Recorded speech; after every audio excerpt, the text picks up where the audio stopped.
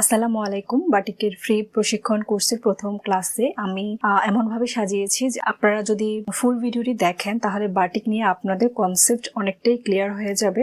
গুছানো ভাবে সাজিয়েছি যাতে আপনাদের বুঝতে খুব ইজি হয়। তো শুরুতেই একটা কথা বলে নেই, আমার চ্যানেলে অলরেডি ব্লক প্রিন্ট নিয়ে একটি ফুল কোর্স দেওয়া আছে। বাটিকের ক্লাসটি শেষ হলে আমি স্ক্রিন প্রিন্ট, টেইলরিং এন্ড আরো বিভিন্ন ধরনের কোর্স নিয়ে বিভিন্ন ভিডিও দিব। তো আপনারা যদি মিস না করতে চান তাহলে অবশ্যই আমার চ্যানেলটি সাবস্ক্রাইব করে বেল আইকনে প্রেস করে রাখবেন যাতে নিউ ভিডিও আসলে আপনাদের কাছে নোটিফিকেশন যায়, এবং লাইক, কমেন্ট, শেয়ার করে আমাকেও একটু হেল্প করবেন। তো চলুন শুরু করি আমাদের আজকের ক্লাস। আমরা তো সবাই জানি বাটিক মানে কি। কাপড়ে রং করার একটা পদ্ধতি হলো বাটিক। বাটিককে রং করার পদ্ধতি হিসাবে 4 ভাগে ভাগ করা যায়, যেমন vat batik, Prussian batik, sulphur batik এবং ভেজিটেবল বা ইকোডাই। আর হচ্ছে বাটিককে তার ডিজাইন তোলার যে টেকনিক সেই অনুযায়ী বাটিককে 2 ভাগে ভাগ করা যায়। একটা হচ্ছে টাইডাই আর একটা হচ্ছে মোম বাটিক। টাইডাইয়ের মধ্যে আবার আরেকটা হলো শিবুরি, যেটা হচ্ছে সেলাই করার মাধ্যমে ডিজাইন তোলা হয়। তো প্রথমে আমি আলোচনা করব ভ্যাট বাটিক নিয়ে। তো ভ্যাট বাটিক করতে আমাদের লাগবে ভ্যাট রং, বিভিন্ন কালারের ভ্যাট রং আছে। এটা হচ্ছে জলপাই, গোলাপি, অনেক কালারের ভ্যাট রং আছে। ভ্যাট রং করতে আমাদের 2টা কেমিক্যাল লাগবে। একটা হলো কস্টিক, এই হলো কস্টিক, আর লাগবে আমাদের হাইড্রোস। রং করতে আমরা রংটা যে পরিমাণ দিব তার ডাবল দিব কেমিক্যাল।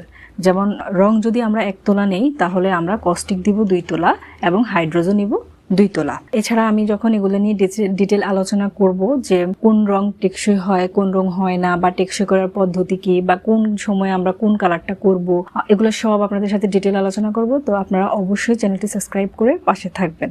এবার হলো পুশিয়ান বাটিক। পুশিয়ান বাটিক করতে আমাদের লাগবে পুশিয়ান রং, সোডা আর হচ্ছে লবণ। লবণ আমাদের ঘরেই থাকে, আর আমরা কিনবো হচ্ছে সোডা আর পুশিয়ান রং। সোডাটা অনেকটা হাইড্রোজেন মতো দেখতে, ভ্যাট বাটিকের হাইড্রোজেন মতো দেখতে, তাই আপনারা সবসময় যখন এগুলো নেবেন আলাদা করে নাম লিখে রাখবেন, না হয় অনেক সময় আপনাদের প্রবলেম হবে আইডেন্টিফাই করতে। তো পুশিয়ান বাটিক করতে আমরা যে পরিমাণ রং দিব তার ঠিক পরিমাণ আমরা কেমিক্যাল দিব। তো আমরা যদি রং নেই 1 তোলা তাহলে আমরা সোডাটাও নিব 1 তোলা। তারপর হচ্ছে সালফার বাটিক। সালফার বাটিক করতে আমাদের লাগবে সালফার রং এবং সালফার স্টোন, দেখতে অনেকটাই ইটের টুকরার মতো। তো সালফার রঙের ক্ষেত্রেও আমরা যেই পরিমাণ কেমিক্যাল দিব ঠিক সেই পরিমাণ আমরা রং দিব।